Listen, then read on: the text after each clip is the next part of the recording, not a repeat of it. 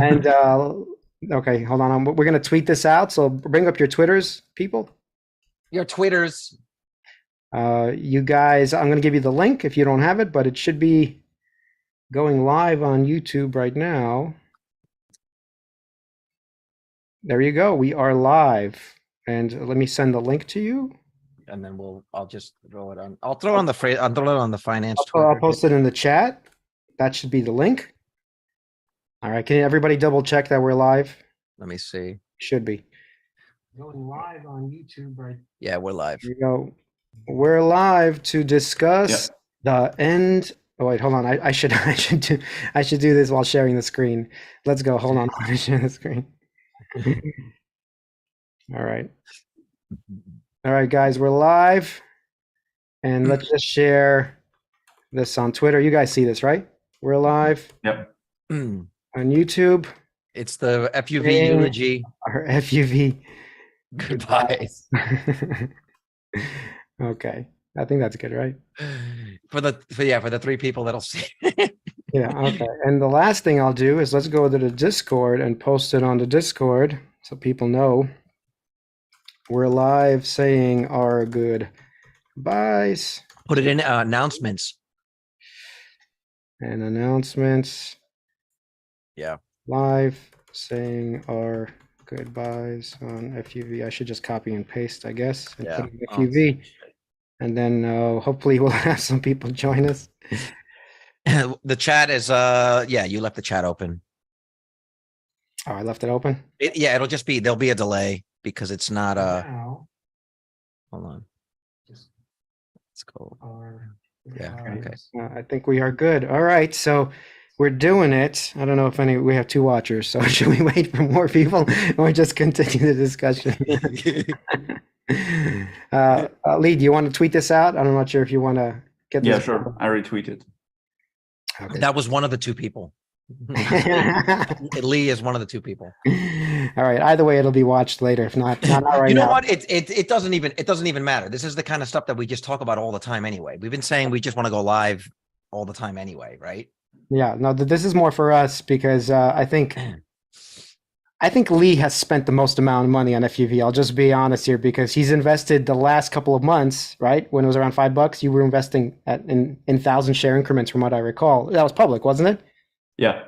So at that point, and I was selling it around 12, 9, 10, 8, and I was getting more bearish and more bearish, obviously, not knowing it would go to 20 cents, by the way. It's not like that was the plan. I thought the plan was like $3 and then it would stop and they would have a massive rally. But the rally never happened. The rally never happened. And there's good reason to it. So Lee, since I feel like you're probably crying at night. What do you want? Well, wait. How big what is or was FUV in terms of your portfolio allocation? Like never bigger than like 2 or 3%. Right. All right. So then you're loaded. You're rich.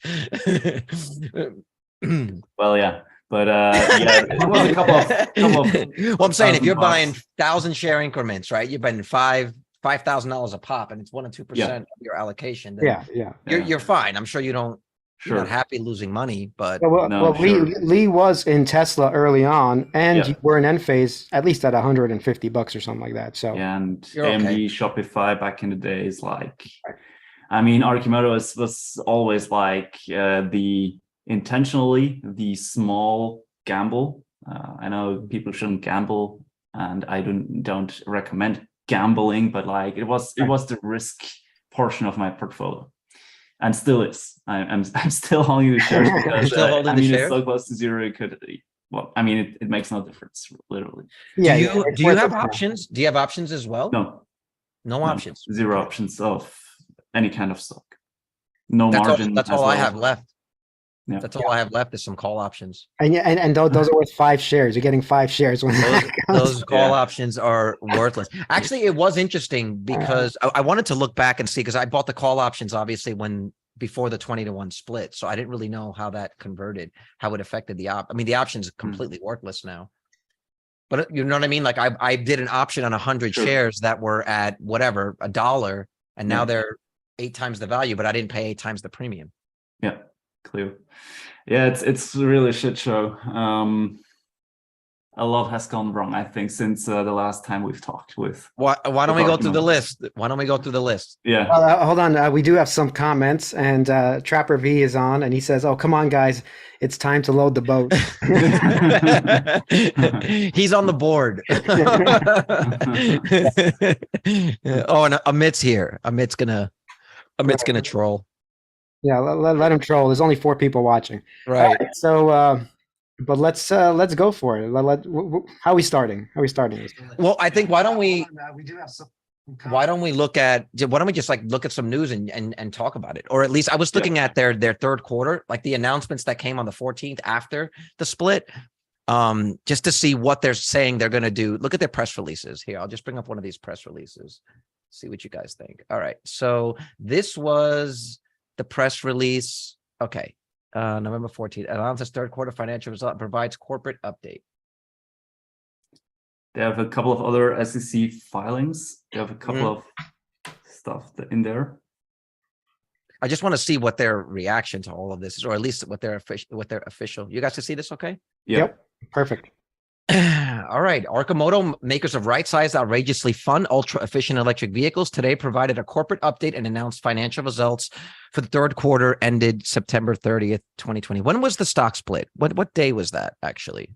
How close were we to the stock split? Let me see. When did that happen? I think that was on November. Hold on. Right. So it was very close to this time. I'm looking at an article from 14th? November. Huh? Oh, I think it was on Friday, and then on Monday they had the earnings call. They had the earnings. Okay. Yeah. So Wow. third quarter, they produced 150 new FUVs, the highest vehicle production quarter in Arcimoto's history, and a 47% increase over Arcimoto's previous quarterly record. Delivered 74 customer vehicles, the highest number of customer deliveries in Arcimoto's history, with an average sale price of 22 grand.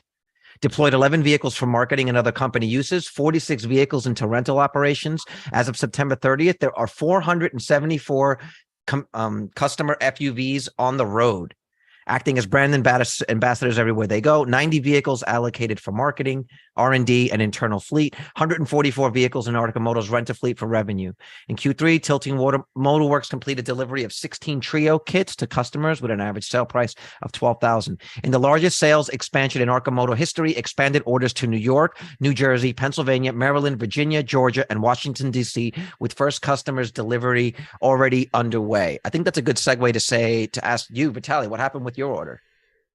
Oh yeah. So this is a great story. This is a great story. So but now that they opened it up to New York, Vitaly followed up on his pre-order. Well, actually, before they even opened it up, all of this, the stock going down, the fact that they're failing, it doesn't make me want to buy an Arcimoto. It actually makes me not want to buy it, because then I'm thinking, okay, something happens to the FUV. I have some problem in 6 months, a year. Who's around to fix it? Mm-hmm. So I start thinking in that direction, right? It's not even $20,000 or 24, whatever they're charging. It's not even that. It's more like I have to deal with this thing in my house that I do want to drive, but I don't want to deal with it breaking down on me and because they don't even have over-the-air updates. They don't even have an app. They don't have over-the-air updates. They don't have doors. By the way, it's snowing outside where I am. So there's all these things that they don't have.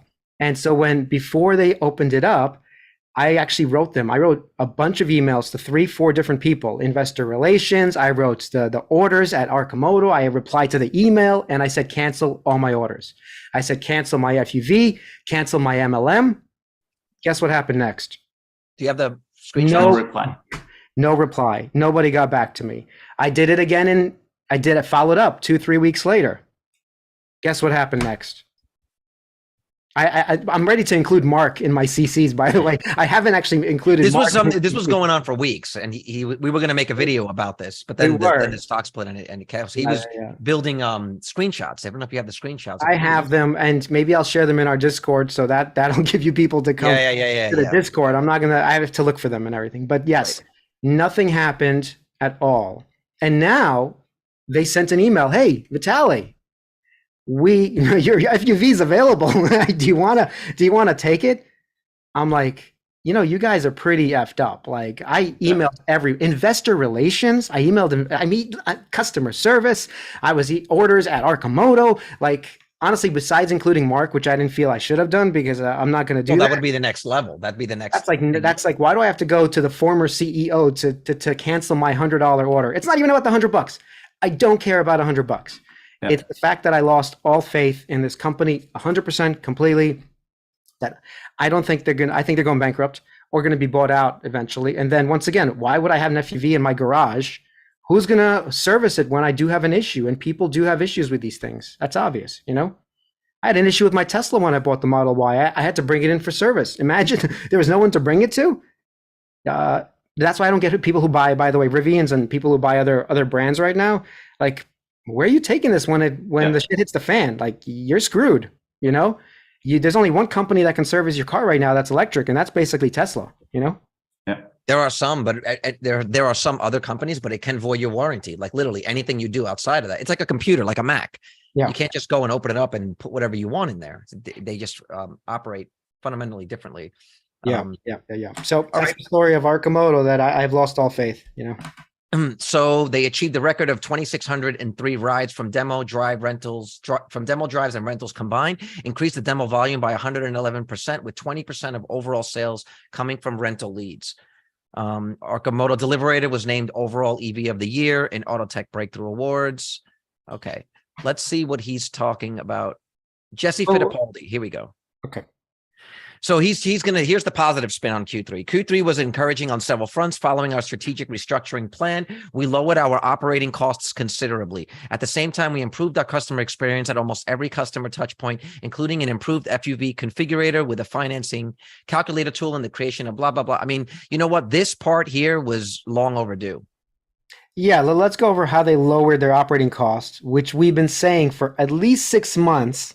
How are you going to pay for all of it? How are you going to pay for another year? How is this going to happen? Shouldn't you be laying off people? And look, no one wants to get laid off. I get that. But if the company is going to bankruptcy, you have no choice. And this decision, at least 6 months late, at least.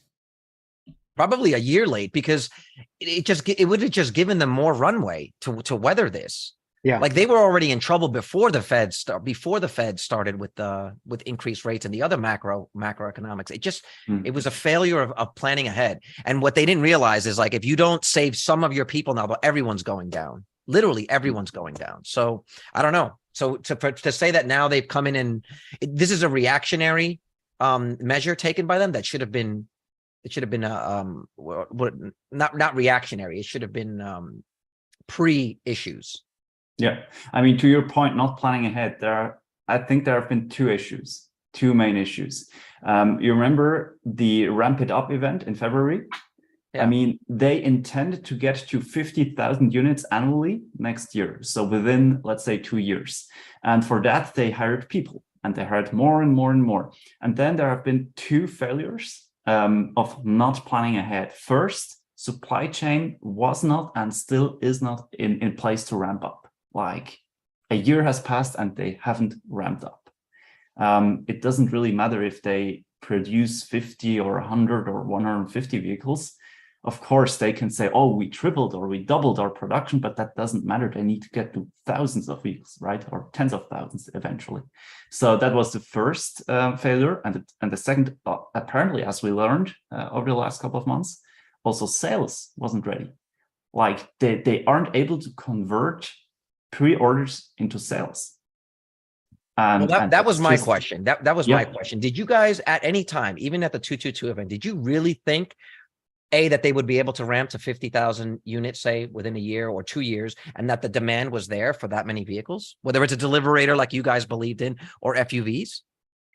Do you remember we had a video, or we talked about this, when they said we're going to have 1,000 vehicles this year, and I said, you can't even produce like 20 in a month. Like, how are you going to have 1,000? Well, wait, didn't they go from like 6 to 12 a week? No, they never made their ramp. They never made that. Yes, they never made that. No, but my point is, I've always said, how are you going to get to 1,000 when you can't even show me that you can make like 30 of them? So I've always felt they were never going to hit this number. And then Q2, maybe, I don't remember when they said that, yeah, we're not going to hit this number. What was that when they said that? We're not going to do it. And I was like, oh yeah, big surprise. Right. Yeah, I mean, to your point, 6 per day, that was when I lost faith, because at that point they screwed investors. Like, Right.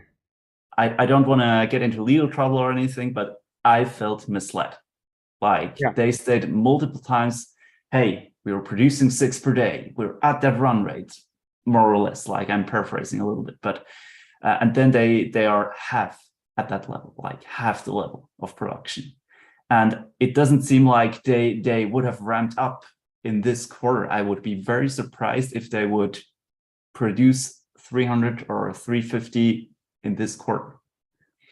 It's not like they're running a little bit late. They're not capable of ramping up to 6 per day, which is a very low production level still. Do you think they knew that, or they were doing a bit of Elon where they were like optimism bias, like I'm just too positive, too optimistic? Or do you think that they knew, like, there's no way, but we have to at least set this as a public goal?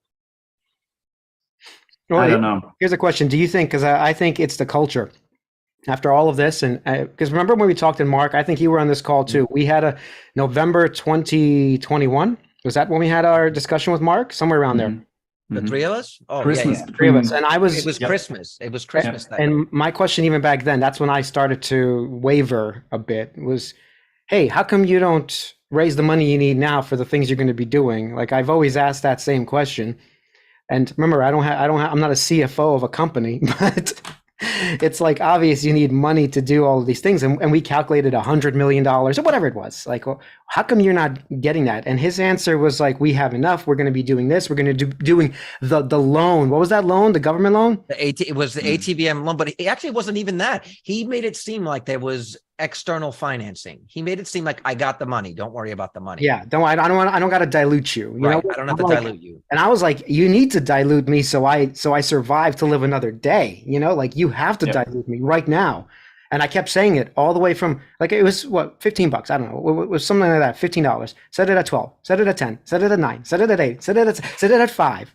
It just kept going down, and I'm like, what is wrong with these people? Yeah. Why do they not take the money? You know, like, I don't understand. Do they hate money? Does Portlandia hate money? That's the quote of the day. You know, I have no idea what's going on. Well, I think it comes down to the culture. You're looking at I don't know that they were ready to operate a company like this on the public stage. And we've always wondered about Mark's efficiency as a leader, like whether or not he is the right person to lead this company, maybe in the role that he is now, right, as an ambassador for it. But was he really the guy to like lead this company from nothing to whatever $20 billion? I don't know. Yeah, well, obviously we can't overlook. Obviously we can't overlook the the DUI, which for me was, I think that was like the final nail, because I think it's man, it just undercuts everything you're trying to do. If you are the keeper of the culture of a company and you get caught out for something like that, I think that was for me when I was like, okay, gonna let those call options ride, but I'm not expecting much from them. Well, we do have some people in the chat. Let me see what's Dylan. All things they promised, all things they didn't deliver. OTA, mobile app. The mobile app. Yep, that's so true. Yeah, another comment. The doors, the torque vectoring. Oh my God, the torque vectoring. Like torque vectoring was like forever ago. Yeah, that's crazy. So me too. I sold it all he actually sold it all, Tapper V, at 90 cents and put it in Tesla. Bummer. I like the product. Really seen a lane for them to find a great niche. Any good news, and I might pick up a few shares. I mean, pick up a few shares. Like they're worthless. You can go pick up thousands of shares now. $250 gets you 1,000 shares. Actually, I think they had the reverse split. My bad. So there you go. Yeah, I mean, to your point, they should have raised more cash at public markets a year ago, roughly. That's when split adjusted. Arcimoto was trading at $150, $170 roughly. Yeah. Well, I think there was hesitation to do that because of how it would look. And I think it was also fear of pressure from the short sellers, right? Because they were heavily shorted at the time. And they figured if we go and start diluting, we're playing into the short seller's hand. But ultimately that ended up being the wrong call. I mean, we can Monday morning quarterback this thing all you want, but the truth is the signs were there. We're doing, dude. That's what we're doing. well, no, what I mean Monday morning quarterback is like, now that we see the results of everything, we can look back and say, you should have. But a lot of these things, we were seeing the red flags along the way, and we still would believe in the company. But I think it became apparently clear that we were right. Well, this was a valuable lesson. One, at least the lessons I took away from it, and chime in, of course. One, when a stock runs up and it's totally overvalued, which it was at $36, take the money. Take profits. Yeah. Take the fucking money. Yeah, I mean, honestly, it was the stupidest decision. Like, I've taken profits on Enphase, and they actually a profitable company. Like, that's crazy. But maybe it's Arcimoto that taught me to do that. So I don't know. There could be something working out here, right? Number two is that I've ignored this for a long time, especially with Arcimoto, because we did like Mark, we did like the product, but the signs were there. They have a terrible culture of work. They don't work enough to make these hard things. I mean, no offense, but you have to be there 7 days a week if you want to change the world. You can't do it in 4.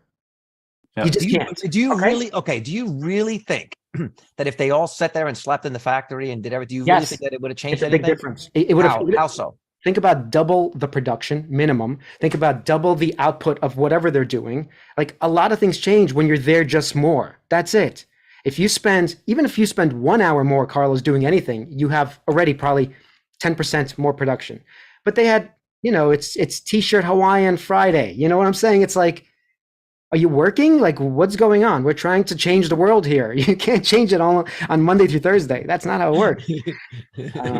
I think those are things I've learned. And that's why when I look at something like Tesla, just to really compare it, one is, forget about the stock price for a second. That guy sleeps in the factory. That guy's making sure to make it happen. And he obviously did. And they're producing new things all the time, whatever. You could see the technology is great, but also the person is there and the culture is there to work their asses off. They're earning their money. They're earning their billions of dollars, right? Arcimoto never earned that $1 billion valuation, and we should have realized that. Lee? Yeah, now maybe we realize what went wrong, and maybe looking into the future, how can they survive, if at all? Like, what way? I think they get acquired. I think they get acquired. I think they get bought out. We talked about this years ago about the idea. Yeah. I even asked Mark that question, and I almost felt like he was offended when I was like, would you ever consider being bought out? And it was like, not even an offer on the table. But they do have, I mean, I think when we looked at the time, when we looked at their financial reports, they do have a lot of assets, right? I mean, a lot of that money went to purchasing assets. So they do have a lot of machines, a lot of real estate. The problem is that all those assets are in Eugene, Oregon. I don't know how good they're going to do a company that would want to take them over. Like, Eugene, Oregon is not known as like the mecca of alternative transportation, right? It's not known as a hub of that stuff. Totally. I mean, and no offense, but like the talent, it's like, again, no offense, it's like the local talent is not what it would be in another area. So I don't know. I think they're going to get bought out. They have to get bought out, I think, at this point. Yeah, I mean, the company now is valued at $11 million as of Friday.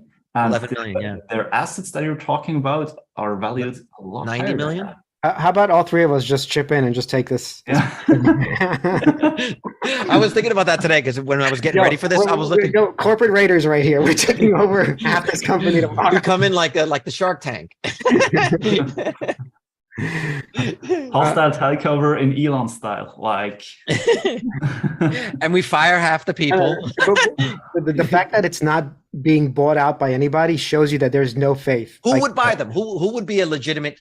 No, but I mean, it's pocket change to some millionaires. You know what I'm saying? To some billionaires. Like, if they thought there was something valuable there, like, they would just buy it. But I think at the end of the day, there's really nothing valuable, because, for example, like you said, in Portlandia, if they're producing these things for $25,000, well, let's say you take it over, you're like, you can't even keep it there. Everything has to now move to Texas or Silicon Valley or New York, or has to go somewhere else. So I don't know if it's worth buying anything. Maybe the patents, if they do have patents, I don't know how many patents they have, honestly. And is Tilting Motorworks worth $10 million? You can do the calculation. How much did they sell? You said 12,000. 12,000. They sold some kits here. They sold, where is that? In Q3, Tilting Motorworks completed delivery of 16 Trio kits to Pick up a calculator. Go ahead. With an average price of $12,000. All right. So calculator. Let's see if this is worth 10 million. Times 16. So they made $203,000. Okay. And then times 4. So let's say there is a business there that's 800,000. All right. We'll give them that for 4. All right. So they made 815. So maybe Tilting Motorworks is worth something, because it's a little bit too pricey at a 12 or 15. for, you know, some niche product, but like the multiple there, right? Meaning the $10 million. But maybe if someone gets that for half the price, all of a sudden it's an $800,000 business. That's worth something. That's worth a 5 multiple at least. Dylan, I'm just looking at some of the comments. Dylan Peterson saying every interview with Mark was at his house. How much time did Mark spend in the factory? I don't think a lot. And when he Yep. it was working on cultural issues instead of sales. That is true. Yep. That is true. He worked a lot on trying to like be the source of a good company culture instead of like engineering, right? Which is apparently his forte. Never understood why people invested in this. This is Sonny Coates. Trapper is saying another surprise is that Mark never sold any shares. I was going to use that as a sinking ship alarm. He lost his shirt on this. It's true. Yeah. Dylan Peterson saying tilting's tilting patent expires in 26. There are several other tilting technologies that the patent doesn't cover. I mean, 2026. That's it. 2026. Mark paid $10 million. It expires in 2026. Man, I would love to get an interview. That's crazy. Wait, think about how crazy that is. He could have had it for nothing in like a couple of years. 10 million for till 2026. Well, it shows you that, you know, like the other thing is that they're not focused on the ball. Just to bring it back to Elon, when they needed to do Model 3, all they did was Model 3. One thing, yes. And he had billions of dollars. The company was still worth like 30, 40 billion. They could have diversified to something else, but no, it was one thing. And then you have Arcimoto, which is worth like at that point hundreds of millions, whatever. And they're trying to do 2, 3, 4, 7 things. Like, I always thought that was ridiculous. Like every time someone tells me you don't need an engineer to do this because he could be, we don't need him on that group because it's so easy. Nothing is easy in engineering. Absolutely nothing. They should have focused every single person in this one thing of making an FUV or making a deliberator or whatever it is, just making that one thing that's awesome.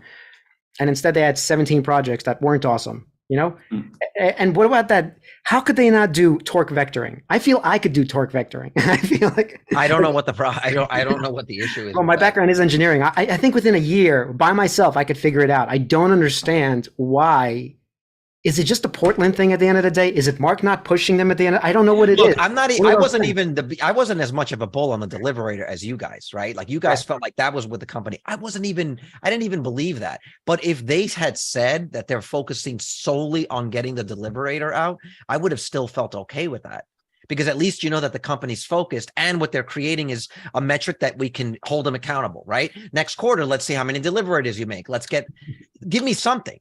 Yeah. Domino's exactly is building a fleet of GM Chevy Bolts for the future of pizza delivery. You guys remember the Domino's FUV deliberators? Yeah, it was like one photo on Twitter. Yeah, I mean, that doesn't tell us that they won't ever deliver deliberators to Domino's, but I mean, these 800 Chevy Bolts could have been deliberators if Arcimoto would do their job. Look, I sat in one of these things. I sat in the vehicles. In those vehicles or the FUV? The FUV. No, I'm saying I sat in the FUV. I sat in the deliberator. I'm sorry, but if I'm Domino's Pizza, you want a car that has more space to hold more pizzas. Simply put. Well, hold on. It could have been that if the thing was $10,000 or $25,000. Okay, for 10 grand, yes. Yeah, for 25 grand, obviously it's idiotic. Totally. Well, how much is a Chevy Bolt? How much is a Chevy Bolt brand new? The 35 probably. Bare bolt. Can we just look that up real quick? Chevy Bolt. Just look up the price. And next year, the federal tax EV credit comes back, right? Right. Well, you got to think just like I did not take this the FUV because I don't know what'll happen to this company, and then who's going to service it. I don't want a 20,000 paperweight in my driveway, obviously. So. And Domino's is thinking the same thing. They don't want a $20,000 paperweight, and if they see a company doing bad, even if they wanted to participate in this. It's just you wouldn't do it. It doesn't make any sense to deal with that. GM has a whole structure to fix cars, right? To service. Look, there it is. And Chevy's website's crashing, but there it is, starting at $25,000. The average sale price of an Arcimoto is about 25 grand. I don't know why. A deliberator. I'm sorry, a deliberator, 25 grand. Here you can get a Bolt EV for 25 grand from GM. As much as I don't like GM, I would trust them more, like you said, on the service side, especially if you're buying 10, 15, 20, 30 of these things. Oh, they're going to need hundreds if they actually go in that route. Right. It's thousands. Well, that article you said, right, was a pilot program, Lee? No. Sure. Domino's is buying 800 Chevy Bolt electric vehicles for delivery use at stores across the U.S. 800 times $25,000. How much money was that? Times 800. That is $20 million. And so once again, we were sort of dangled this carrot of dominoes for a while. Like this And is a DHL. possibility. Say it again. And DHL, remember? Right. There was some sort of carrot dangled, but like it's, that guy that they hired, I forgot his name, from Mahindra. Is that the guy they hired? Brian Mick costs too much. No, I mean, like, what did you do for maybe he did do something and he was getting these partnerships, but they needed to produce the vehicles. That could have been the backstory. We don't know. It's going to make an interesting a TV movie one day. What question would you ask Mark if he was on right now? What would you ask Mark? Me? Let me see. I got to think. Yeah, either one. Yeah, like what would you ask Mark? Like how can you save Arcimoto? Like what you're doing? I mean, one thing that they really sucked at during the last couple of weeks is not communicating. Like, I mean, it's so crucial now that every day they give an update, like what they're doing, like how are they going to save the company? Right. And if they don't say anything, everyone assumes like they can't, they won't. I think they're preparing for bankruptcy. Honestly, I don't think they're trying to save anything. It's impossible. How's it possible now? Like it's either bankruptcy or they get acquired. Yeah, but even if they get acquired, all those people are gone. There's no way anyone who comes and takes this company over wants nothing but the IP and thinks it's worth $11 million. That's it. Well, can we bring up their financials on Yahoo? I think they have something like 90 But million. what I said to Mark, basically, why did you not fucking sleep at that factory? We've talked about it for a year now.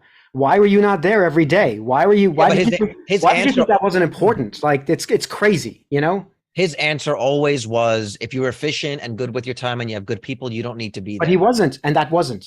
So those two things. We know that. I'm saying we know that, but we know what his answer would be. Oh, all right, so I don't have to ask it anymore. Well, you're never going to get the answer. I mean, it's just never. Well, one day, hopefully, Mark will still talk to us. Look, I actually like the guy. I have nothing against Mark as a person. As a CEO, he's literally just the worst CEO I've ever even thought about, read about, met, because like he has no idea how to run a company, absolutely at all. And I think he knew that, but he didn't step aside. I feel like he didn't want to be there every day doing that. He didn't want to sleep at the factory. He didn't want to have a 5-day work week. I get it, dude. I understand. I don't either. Okay. This is why I'm not running Arcimoto or building cars in my garage. I understand that. But then you should have just stepped aside and got somebody who's willing to do that. Bottom line, like that's what you should have done. What I learned with companies of this size is like, I think our instincts were right. I think in the future, you see a company like this, I think our instincts were right. And I think with a company that small, I think a lot more weight. The CEO and who the CEO is and how they run the company has a lot more weight than, say, a larger company, because they just don't have the lieutenants behind them to execute, right? Sure. And they don't have the people around them, say, to steer them. Like sometimes, you need these guardrails, and sometimes these other super intelligent people, like with Meta, for example. When who was that came over from Google, the CFO for several years, like she sort of put guardrails on Mark and kind of kept him focused. I feel like that's what you need. Even if you're a brilliant guy and you're the leader of the company, you still need people to question you sometimes. And I don't know that he had that. And it could just be because locally they didn't have access to those people, or maybe they were afraid, right? Maybe they couldn't speak up. There's just a lot of questions, and I hope that someday we find out the answers to those questions. But I'm definitely going to trust my instincts more in the future, because I've always felt that demand was the real problem. I don't think there was anything that they could have done. I feel like even if they took the money, I think what we would have seen quarter over quarter is just no sales, no sales or flat sales. Yeah, but they would have had 2 years of runway to at least try to figure it out. Like right now, it's like you're living on paycheck to paycheck, basically. Right. So there's no. See, the problem is every day now, all they're thinking about is how do we pay for shit. That's the problem. As opposed to if they took the money right away and they had the 100 million, they wouldn't be thinking about it. They'd be like, how do we actually try to scale this and make this into a business? And maybe eventually say, hey, 6 months into it, a year, hey, we can't do it here locally. We need to go get some Silicon Valley talent or whatever. That could have been a conversation they had if they had the money. But when you have no money, that goes out the window. All those options are out, right? The question I would have asked Mark, if we could have had Mark, is I would have said, what were like the top 3 suggestions that Sandy Monroe gave you, and did you listen to them? Because they paid him a good bit of money. I think it was $1 to $3 million, right? Yeah. Up to $3 million. I was expecting to see some major shifts in the culture of Arcimoto and also just in the results, and I never saw them. And so I'd really like to know what suggestions he gave and what they implemented and what they didn't, because I could see, like, honestly, if you put a guy like Sandy Monroe in charge for 2 months, they're gonna start producing vehicles. That's all they're gonna do. Yeah, yeah. Once again, it goes back to the leadership. Mark was not the guy to take it to the next step, and I don't think he realized that soon enough. You know what I mean? Hmm. Or he So never what realized happens- it. He had to be pushed out. Maybe he never even realized it. I don't know. Could be. What do you think about all these other new people that I brought on board during the last couple of months to the board of directors and other leaders? Are they all from Portlandia?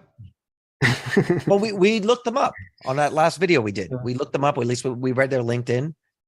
Jesse Fittipaldi. I mean, like, these are guys that worked with Mark, basically, right? So Yes. I don't know. I don't know if that's going to solve the issue. You need an outsider in this case, unfortunately, because the culture there is already so screwed up. You need someone to come in and fix it.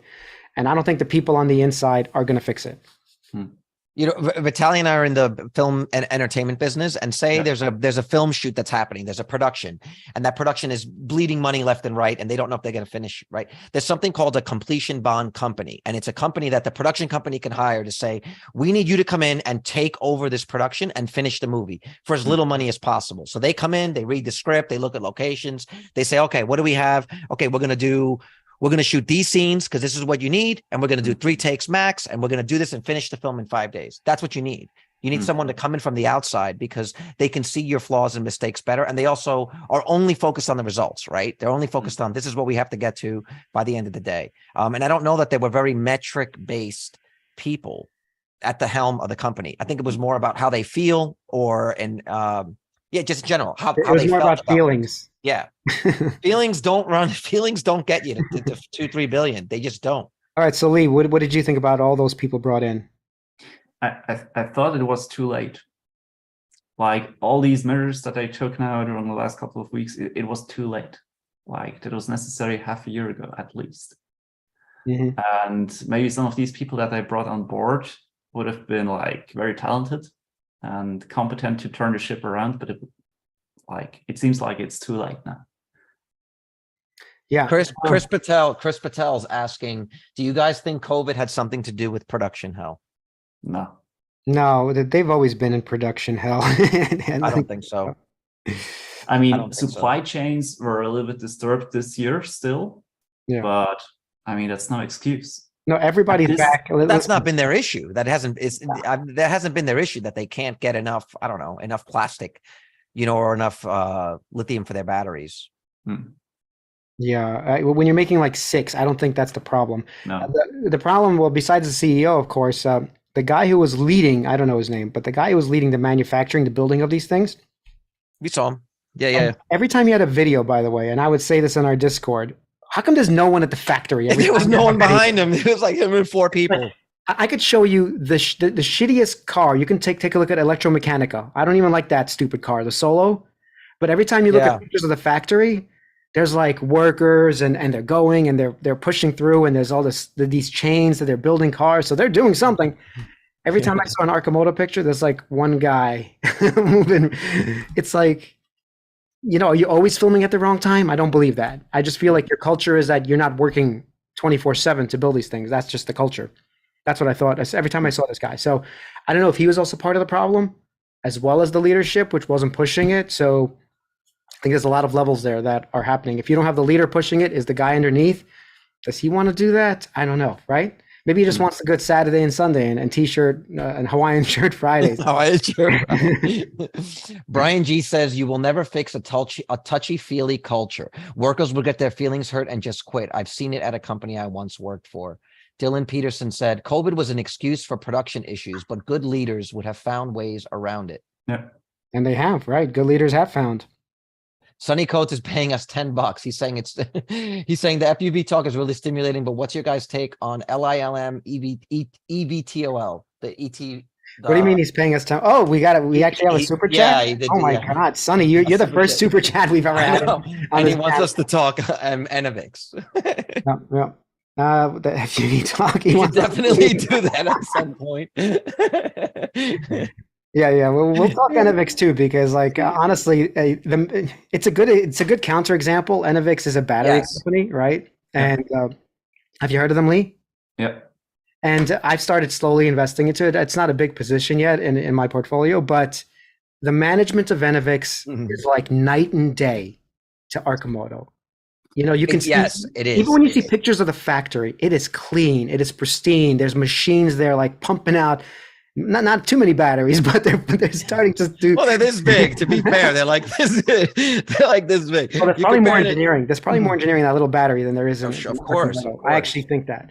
But still, like, just to see the management and TJ Rogers, who was behind Enphase, is now behind Enphase. Just looking at those guys, I believe he's going to try to keep my money safe. Like that guy, TJ Rogers. Right. You just feel comfortable knowing that your money's with him. Right, exactly. I feel good putting it in his hand. I've never felt good putting it in Mark's hand. I've never. I'm sorry to be sort of mean about this, but I've just never felt, especially for the last year, good about it. And that's why I was scaling out of the shares and buying options instead, because I figured, okay, this is now an options play. Either they're dead or they're Cheaper, not dead. It's cheaper to have the options because if they die, I'm paying a tenth of that, of the cost. And if they explode, well, then I'm richer than I was.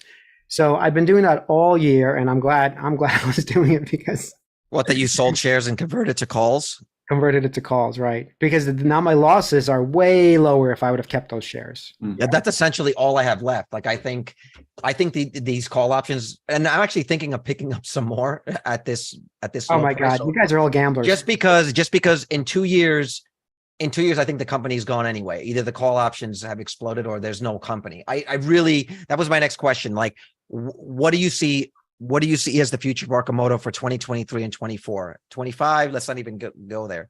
2023, 2024. Lee, since you are now CEO with your shares. Yes. Well, I know there's things you can't talk about being on the board and all, but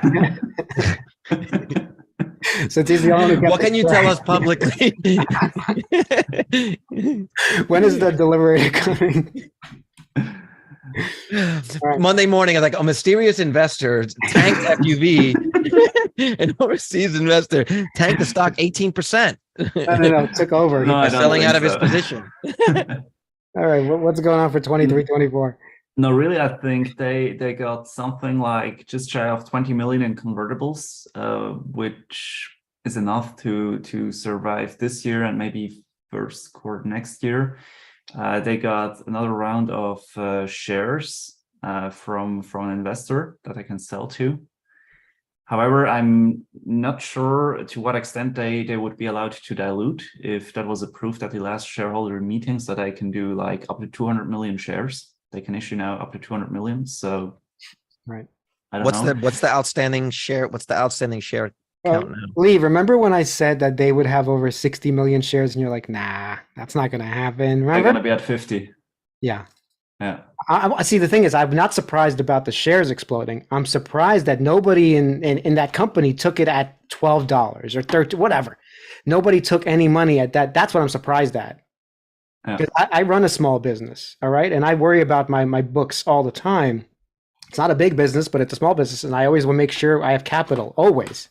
Yeah. So I don't understand what they did. I have no idea what internally that conflict was to take money. Yeah. What, like why they didn't sell when it was high? It was obvious for them to sell, for at least me, not a CFO, for a year. So for a CFO, I think it would have been obvious for 2 years. Yeah, but I think it's like I said, I think it was an experience. I think they felt that if they did that, they'd start a cascade of sales. They'd be playing into the short sellers' hands. It would look more like from a position of weakness. That's what it seems like. Listen, Tesla, because there was no financial reason not to. I think it was just the appearance of it. Again, it goes back to the culture. Yeah. But like you were saying about Enovix, right? That's a company that seems like they will do what's necessary to keep the ship afloat.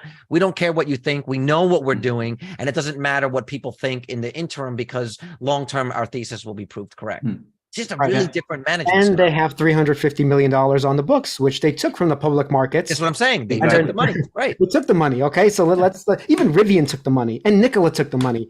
We just have a bunch of idiots in Nikola didn't take the money.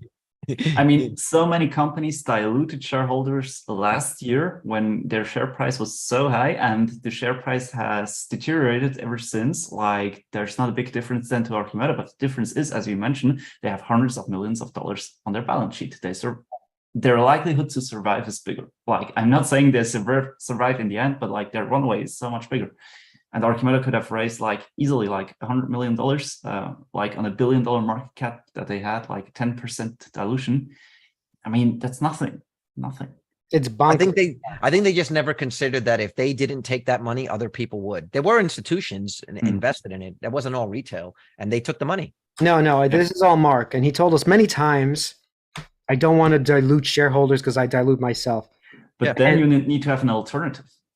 You actually have to have something else. He kept alluding to having an alternative, that he had a private funding, or like you said, convertible notes. He was, I think he was just averse to the optics of selling shares, but that's what companies do. That's why you go to the public markets. I think people would have felt okay if he said, look, I'm taking this 100 million. It's going to bankroll us for the next year or two. Right. And you know that at least Totally we're going to be able to. I was totally okay. I think people would be okay with it. Yeah. Yeah. So right now, I mean, yeah, he tanked it. Look, everything, the buck stops with the CEO. So everybody else is now just dealing with the problems of what Mark left behind. I just don't believe the leadership there can do anything, because they were there the whole time. This is what I go back to. Like, how are they going to solve? They caused the problem with Mark. Do you know what I mean? They were there with him. They were not fighting him obviously hard enough. So I don't understand how they will solve it now. You just need to scrap the whole thing. Somebody has to buy the IP, and then maybe it can live in a different form. But we'll all be out of our money. It's we're all dead in the water. So in a year, you think this company is either bankrupt or bought out? Yeah. Bought out. I'm shocked they're holding on right now. I expect bankruptcy to be announced any day. I don't disagree with you. I would say probably wait till the beginning of the new year, but I don't disagree with you. It's possible that they're just waiting till after Christmas. Give the people who work there our last dollars. Give it to them. Stocking stuff, you know, and I don't know, and then who would buy them? The thing is, who would buy them? Who would buy them? Well, no, that's what I said. Like, if there's a piece of technology there, just like that, the tilting motor works, that's worth 4 times sales or something like that. That's worth something to somebody, and they're going to be sold off for pieces like that. I think that's going to happen next year. Probably you're going to bankruptcy, then they're going to be sold off for pieces to whoever wants the highest bidder. Yeah. Oh, that's so sad. Yeah, I see no other option. If you put yourself into the position of a delivery company like DHL or like even postal service or so, I mean, they probably are going to need and going to want this type of vehicle, just cheaper and higher volumes and all this stuff. But like, they're going to be in a situation where they have to ask themselves, okay, are we going to develop that in-house, and can we do it cheaper than for like, what was it, like $11 million? Right. Yeah, but when Domino's is, I'm just saying, when Domino's is spending $20 million to buy whatever 800 of these bolts at $25,000, what incentive would they have to give, say, Arcimoto that? Like Vitaly was saying, one of the reasons he didn't want to take delivery is because you're just concerned for the maintenance of the vehicle, right? You're concerned for the company being there to give you support. So what I'm not seeing is like, what's the incentive? Even if Arcimoto got the price down, right? But right now they're at parity. They're both 25 grand, but you have one of them, you have it from GM, which, say what you want about GM, they are at least a giant automaker that can service these vehicles. And those bolts can be used anywhere in the country and say the world. They'll just drop into any environment. Arcimotos and the FUVs or deliverators can only really exist in warmer weather climates. Like right now, how useful would that FUV be to you in Sparta with a foot of snow on the ground? Not worth it. Yeah, like I said, I actually like the vehicle. So if we're just talking about the vehicle, and this is my mistake, I keep going back to that. I like the vehicle too much, and I didn't look at all the negatives. Mark's ability to be CEO. We knew they weren't raising money, but I just didn't treat it as seriously as I should have, because I kept saying it. I just wasn't listening to my own advice. You know what I mean? So basically all these things that were wrong with it has nothing to do with the vehicle. I still think the vehicle could do fine if we had a different person leading this company and it wasn't in Portlandia. If we put this in Austin, Texas and give it to Elon, I bet you anything, this is super successful. People, United States Post Office is going to use it. I bet you anything they would make bank. And they would cost like $10,000. Right. But this shows you that the leadership of the company is the problem in this case. That's what's the problem. It's not the product. The product is fine. I've always felt the product was fine. And I would buy one. It's just, once again, I start thinking no one's going to service it. That's the problem. They're not going to be around to actually fix anything that goes wrong with it. And they have to fly to my house in New Jersey to actually put in software. How idiotic is that? That never made sense. Are they going to send me a USB stick and then that never made sense. I mean, this is idiotic. This is like day one stuff that they should have done. They're a new electric vehicle company. They should have figured this out immediately instead of having 16 side projects. Yep. Dylan Peterson, well, Trapper saying if only Lee was on the board. So you have your first vote. You're being voted to be Oh my God. Stop it. Arcimoto. Chris Patel's asking if we bought any puts. No, did not buy any puts. Although I think the time has passed for that. I think we should have when it was at $18. If you didn't want to sell, that's one way we could have made money. You know what, Chris Patel? This is the one thing you should short. I agree with you. right, Chris. Green light. But I mean, how much money would you have made if you did short when it was 15? Chris, move your end phase puts over FUV. Dylan Peterson saying Solo had 20 million on the balance sheet. I mean, come on. There is no IP in FUV. It's a commodity parts, inverters, and motors. There are already three-wheeled vehicles, Can-Am, Spider, that have been on the road for a decade. Yes, and most of those three-wheeled vehicles are niche vehicles, like the Polaris. They're not trying to become the future of sustainable anything. They just want to create three-wheeled vehicles that have a little niche. And what I think they did well is that they raced those things. They made them look badass. I mean, their top speed 75 miles an hour, 100 miles an hour, but they still made them look badass and made it seem like a really fun vehicle to drive. That's a vehicle that you wanted to be seen in pulling up on the beach. You know? By the way, I was working in the city recently, and the city has changed a lot. I don't go there often anymore, New York City. Yeah. And there are so many small Vespas now for the delivery guys. And I've thought in the winter, who would drive a Vespa in the winter? But no, there are so many of them just because they get around traffic. So a smaller vehicle does make sense. I'm not saying the Arcimoto exactly because the wheelbase, but a smaller vehicle does make sense that's enclosed, even in the city. And so I think there's a business that someone's going to win eventually. I don't know who's going to win this business. It's not going to be Arcimoto, obviously. And maybe it's going to be someone like GM or Tesla who just makes a smaller, more affordable vehicle to get around street. But why wouldn't it be Uber? Why wouldn't it be Uber with those little like Uber birds? It could be Uber. Yeah, it could be Uber. Because if you look right now, like in New York, at least when I was there, a lot of those deliveries were done, like last mile was bike messengers. It was just a guy on a bike. But now they're on Vespas or they're on e-bikes, like you're saying. Yes, they're no longer just on bikes. Nobody's just on a regular bike anymore. Right. So I saw still the best way to get around. Well, I'm saying the change has been dramatic. I haven't never seen that many. It was winter. Remember, it's cold, and these guys are all on e-bikes and Vespas, like a ton of them. Not a little bit, a ton of them. So I was kind of shocked. So I think this is a good business moving forward. I just don't know who the winner is. Maybe it is just Uber or some big. I think it's like Uber or Lyft or Bird or whatever it is. I think that makes the most sense. I think Bird was bought by one of them, right? Lyft or Uber. I think one of them. Was it? Yeah, I think so. Because I still see them out here as their own. Either way, Salih, what's the next steps? Are you really focused on this anymore? Are you moving on?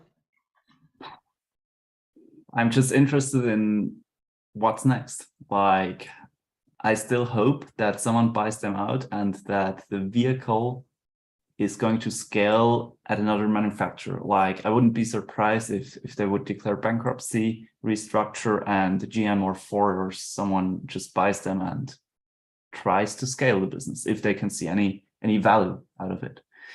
But it's also perfectly possible that any time next year they declare bankruptcy and the brand and the vehicles will disappear. I mean, that's a possibility. Yeah, they could come back in 5-10 years, just like, what was that other one, Aptera? He went bankrupt the first time. Then he came back and raised more, and he learned his lesson, so he raised more money, so they do have some runway. I don't know exactly what they have, but they have. I mean, but listen, having sat in one of those things, I don't think those are ever going to be adopted. The vehicle feels like it's made out of wood. Which one, the FUV or the Aptera? The Aptera. I'm sure it's made out of fiberglass, but it feels like you're sitting in a boat shell.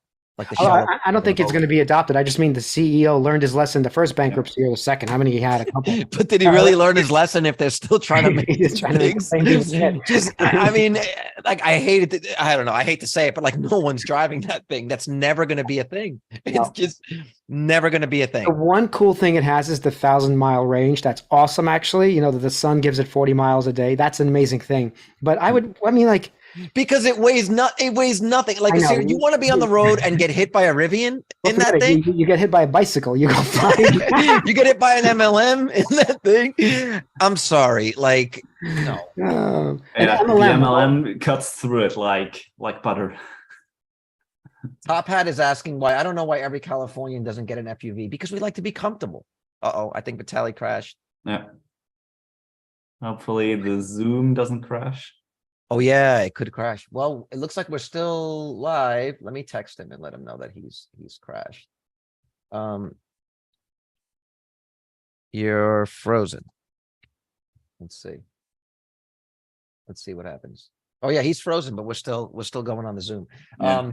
All right, so to answer the question, why every California does it get a few? Because we like to be comfortable. I've driven one and I've driven them in California. They're super niche. Most of the distances in California. This is one of the reasons why the Leaf wasn't really practical for us. We had the Nissan Leaf for a while, but with its somewhat limited range, it was really only useful for like super local trips, right? So the FUV would be even more local than that. But anything beyond that, like by the time you get to your location, you would need to charge up to be able to get back. And without super fast charging, you're sort of dead in the water. It really that more than anything really limited it.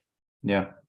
Yeah, I mean the distances in the US or let's say in LA are so far. Like you could get around the community, but not to the other side of the city and back and forth all day long. Like no chance. No.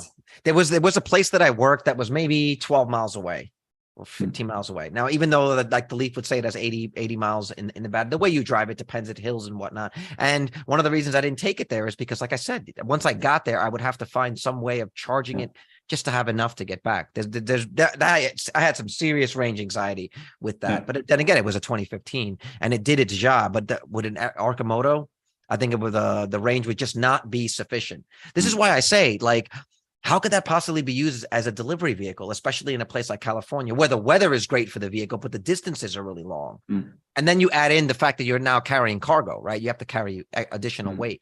I just never saw it. I mean, pizzas is fine, but I can't see DHL really using those as a last mile delivery vehicle, especially with the odd size boxes that they need. And the Deliverator's cargo space is a very unique shape. I just don't know how they would have been able to fully utilize it. Let me see if Vitaly wrote back. Yeah, he's frozen. We did it live. Let me tell him hop. I think he's restarting. Maybe here's something. What do you think about that? What's this? Best quarter yet. Fourth quarter is in full swing here at Arcimoto, and we've got great news. It's only the 1st of November, so they're talking here about the October sales. Yeah. And we're already on track for our best sales quarter in our company history. Doesn't say anything, right?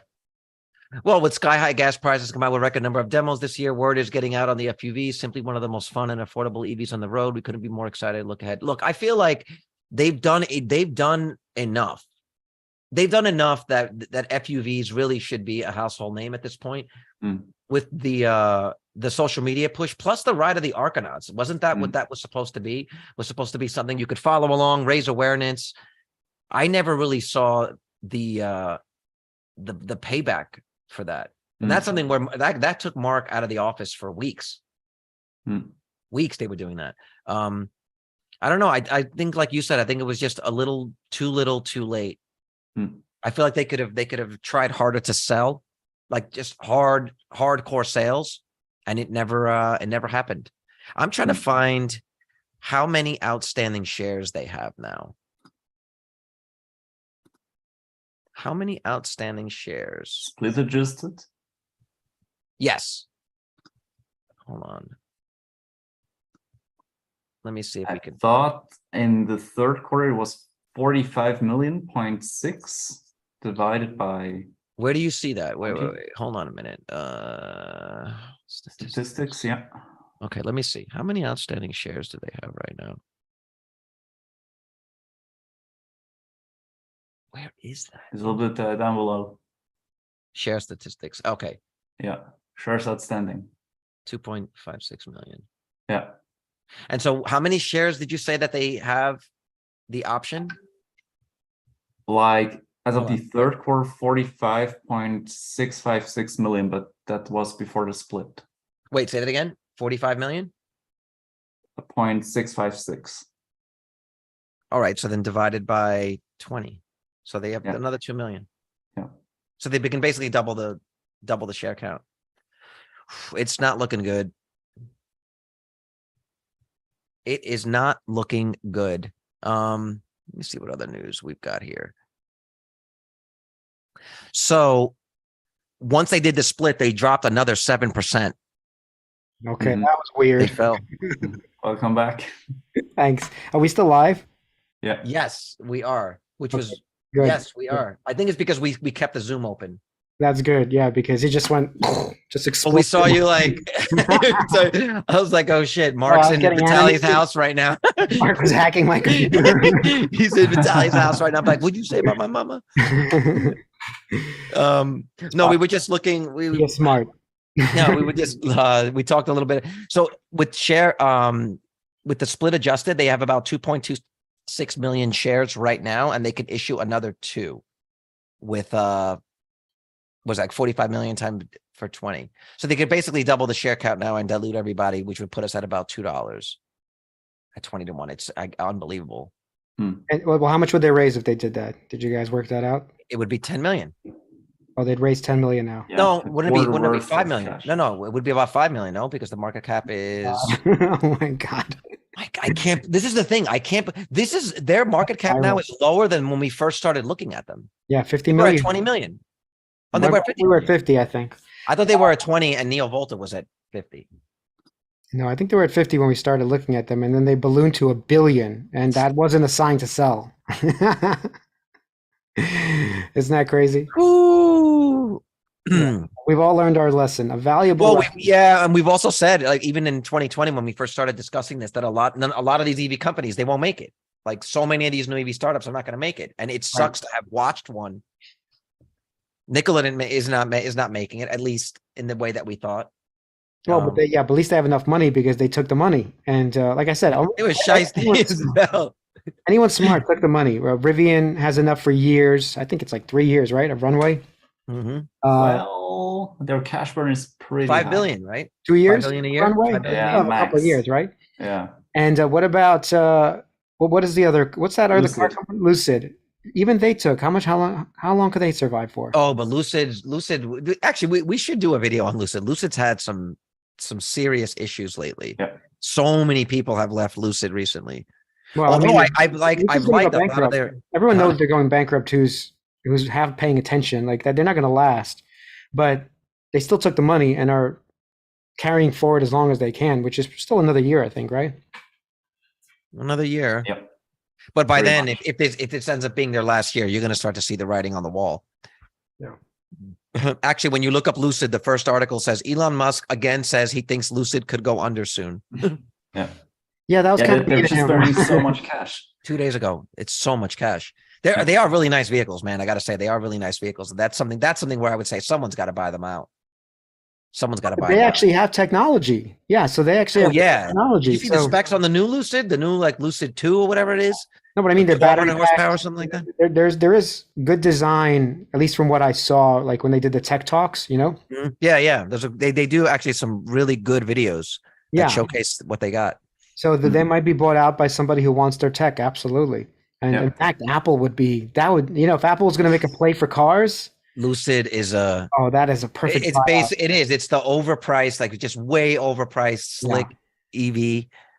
And I'm pretty sure Tim Apple is thinking about this. Tim Apple. I love how that's just his name now. Like it's just you're gonna just change his Twitter handle. All right. Well, it's been over an hour. Do we have anything else to add to this conversation? I don't really have anything else to add. I mean, Chris is saying that your end-phase solar panels ran out of juice. That's why. There's nothing This to do with happens to us the- all the time. Shots fired. Yeah, shots fired. Shots fired. In fact, it was the gas generator I have. Supporting my end-phase panels. Yeah, I think we are in agreement, sadly enough, or at least we're all pretty much on the same page. It's a really sad story. Sad day to be Arcimoto, an Arcimoto investor or an Arcimoto bull, and that within the next year, it most likely looks like they're going to be bankrupt or potentially being bought out, although we don't know who that would be. I want to end it with a positive. I want to end it with a positive because, yes, Arcimoto is dying. We know that. At least I know it. There's some certain people thinks that they should go long right now. But okay, I'm not going to laugh at that. That's wrong. But I think they were kidding when they said it's the time to back up the truck. To be fair, listen. I don't think anyone seriously being like, "Oh, this is a great time to get shares on the cheap." Look. Some people believe that, and I hope you're right because I still make out like a bandit. If you are right, I'm keeping my shares that are left. I'm keeping my call options that are worth like $1. And if it skyrockets, great. Then I make way more than I originally, like at this point, thought it would happen. That's great. But I want to give the positive side. And now you have a company like Tesla tanking. So the opportunity, although maybe it's not Arcimoto, maybe the opportunity is now looking at the ones that will survive. And I don't see too many players who are going to survive. I know we're talking about Rivian. I don't know. Maybe they'll survive. Maybe they won't. But the obvious winner who will survive is Tesla. And as they fall further, I think people get scared as that stock falls further. But that makes less sense because as that falls further, they're becoming more profitable. They're not becoming less profitable. So that doesn't make sense to be scared as it falls further. In fact, I want it to fall. Let it fall at 100. I don't let all the bears be right. It goes to 80. I'm not selling till I get my price target anyway. Exactly. Don't get me wrong. My portfolio will tank, and I don't have a lot of margin, so I'm not going to get margin called. Maybe that's an issue for some people, but I don't care if it falls down. Let it go to $80. Let it go to 100. Let it go to 140, where I think it might end up being. So I think that's a real opportunity, and people should stop looking at these micro caps as like saving them. And if you do want to look at micro caps, I would say what, a couple of $1,000, a couple percent of your portfolio, like you're saying, Lee, fine. Yeah, you want to gamble, but to make Arcimoto, which some people did on our channel and on our Discord, they made it like, I don't know, 20, 30, 40% of their portfolios. Like, no that's way. dangerous. That's I hope nobody does this again if you learned your lesson and that you just go for quality companies. So that's the positive. There's a lot of quality companies now totally tanking, you know? Yeah, I totally agree on Tesla. Like it's crazy. Like the stock is completely disconnected from reality just because we have mostly the Twitter overhang. Yeah. It has nothing to do with Tesla. Like I agree. It's all Elon and the Twitter overhang like we're talking about. Yes, it's all that. But in the meantime, if you're not selling, so I don't see this as a real issue. I mean, I feel Elon should be focusing on Mars and cars, but that would make a great shirt. Yeah, we should put that. But sexy cars on Mars. He should definitely be focusing on that, but he's giving us an opportunity to at least pick up shares extremely undervalued. And it gets getting more. Imagine the PE of Tesla at like 20. Imagine that hits somewhere around there. It'll be bonkers. Growing 50% or 47% or whatever you're growing and you're at 20. Oh my God. Yeah. It's a dream. It's not going to happen, but listen, I'm a buyer all the way down. I agree. I think it is a massive opportunity. And I think Tesla is showing how hard it is to really be successful in this. The only company, the only car company in 50 years or even 100 years or in the last 50 years, right?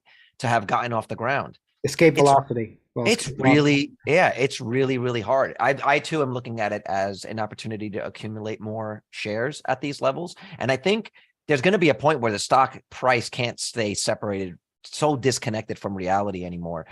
For a company like Rivian, the real test for them, I think, is when the Cybertruck is released. Because right now, this is what they would say about Tesla: the competition is coming. The competition is coming. Rivian doesn't really have competition. Okay, maybe the F-150, right? The Ford F-150, but I feel like that wasn't ever seen as like competition. I mean, Rivians are just way, way overpriced. I think the Cybertruck is the first real competition to the Rivian, and I think that's going to be a real game changer. So we'll see, right? We'll see what happens to Rivian on that front. So as far as I'm concerned, Tesla's really the only safe play in this space right now. And it happens to be beaten down. And the only one you can get, I would say at least a 2X to be conservative. Yeah. Okay, just At to be least, conservative. Yeah, we're not talking the pie in the sky. We're just saying like, hey, you want to double your money? This seems like a decent bet for the long term. And in this environment, doubling your money is pretty good. Are you selling Enphase to buy more Tesla? You know what? As if I have a plan, and I will give my plan for Enphase. If Enphase, the peak is actually at around 380, like in the chart that I'm monitoring. If Enphase runs past 350 to 380, I will be taking profits off of it. I'm not selling all of it. I'm not going to do that. I don't feel like I want to run in and out of Enphase for the next 10 years. It's going to do this for 10 years, by the way, 10, 15 years of up, down, up, down. So I will sell some and deploy more into Tesla, because then I think at that point, Tesla's just an easier double than Enphase.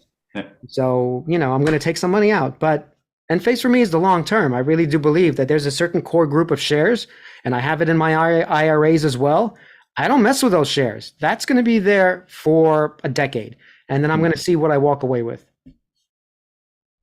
All right. Yep. I agree. And Lee, no, Lee, you have to finish yours. What are you doing? Because Tesla's, we know one. Is there anything else? Yeah, I already sold Enphase, all of it. All of it. 100% and put it into out. Tesla. And But what did you sell sell it at? What did you sell it at?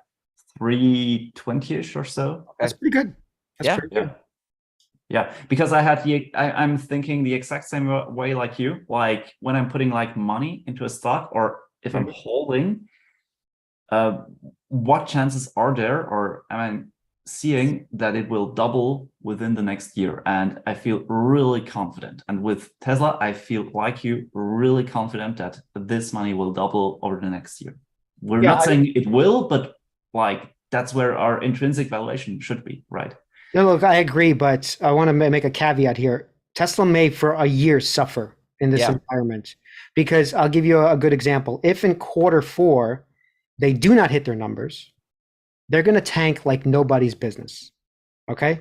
And I'm not saying they're going down to $80 possible, but I think 140 is a very reasonable place to be. And that's $40 less. That's why I'm not rushing in right now, because I think Q4 might disappoint. And the fact there's some hints to that they're giving these discounts now to even Americans. Take the money now because they want to blow out numbers, and that might work. I'm not saying, because I'm already in it too. If it works, great. I'm just going to the moon again.